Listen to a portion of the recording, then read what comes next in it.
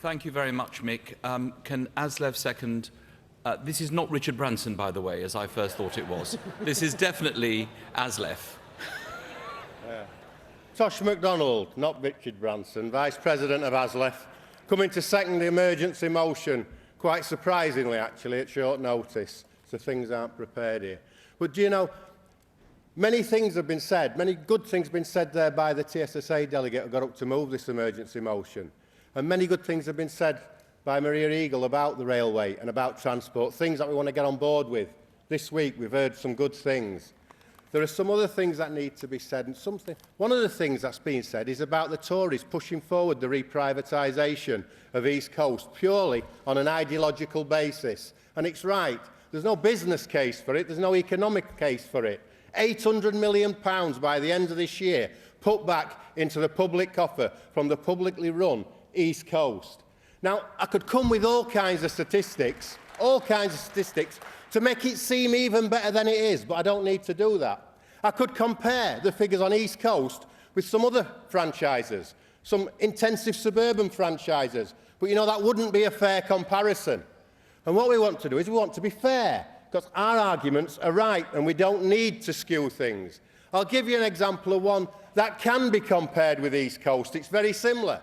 Both franchises run between London and Scotland. Both are intercity type franchises. Both have very similar timetables. And one, in public ownership, takes 1.2% of its funding directly from the taxpayer and has made £800 million for us, plus the profits of over £40 million ploughed back into the network. The other one is Richard Branson's Virgin, West Coast. Costs over 13% of its income is directly from the taxpayer, and it doesn't put anything like the money back into the Treasury. Nothing like it. The case is there. And when we say that the argument against us, the argument to sell East Coast off again, is led by ideology, it is. But you know, ideology is not all wrong. Our ideology is the right one, and we shouldn't be afraid to talk about the ideology of public ownership. And I'll tell you this conference, whether it's the railways, whether it's the power companies, the water companies, gas or electric power companies, it doesn't matter, whether it's telecommunications or whether it's the post service. They are natural monopolies that should be in public ownership.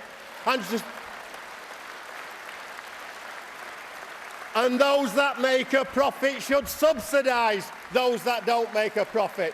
Isn't it a nonsense when we've been told by power companies, private power companies, that they have to put the costs up to us, the bills up to us, when rail companies have to put the fares up to us so we can pay for investment, so they can make more profit? It's a nonsense. And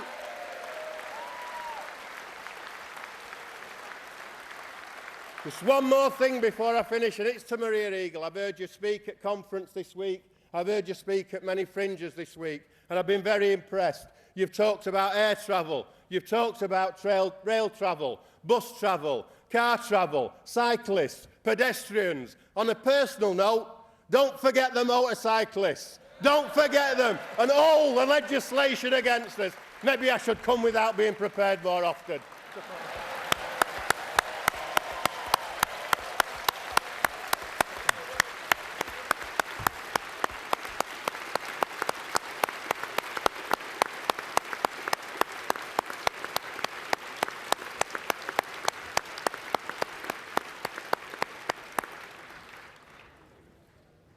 Conference, that was definitely not Richard Branson.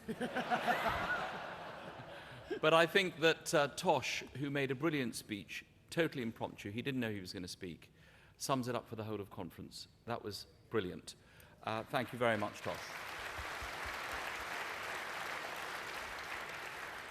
Could the CWU and Carshalton be ready for the next debate, but could I see those in favour? Oh, sorry, the vote on this will be taken at the end of the session. Okay. Actually, should we take the vote now? No. Sorry. There are rules here. You have to phone a friend. And my friend is the General Secretary. We have to take it at the end of the session, but we will take it then, I promise.